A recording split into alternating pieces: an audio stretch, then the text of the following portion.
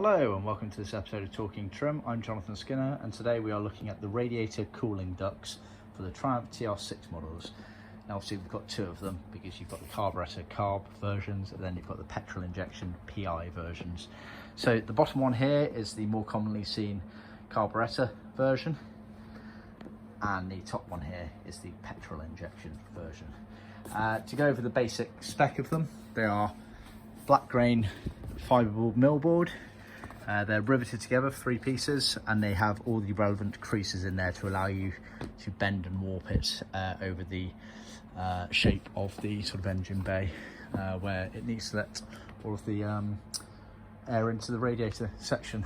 Obviously the reason for the cutaway on the petrol injection is obviously because of the air filter that sits behind it. So you had an air intake that sucked air into the air filter for the petrol injection, the fuel injection versions basically, whereas obviously for the carbs it's a completely different setup in that area there for obvious reasons.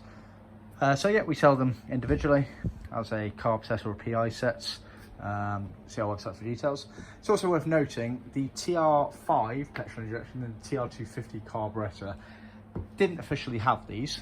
However, you can adapt these and get them to fit your car. My father has a TR5 PI and he has customized his to fit, so it's a TR6 version and it's tailored down to fit correctly in there. What's probably best to do if you have got one of those vehicles is for us to actually supply it in 3 pieces with rivets to allow you to make the alteration in size to the black grain board and then rivet it together at your end there, as opposed to having a complete unit and having to faff around undoing rivets if you need to. So just bear that in mind. Thanks for tuning in. Please remember to like, subscribe and share with other classic car enthusiasts. Till next time, cheers.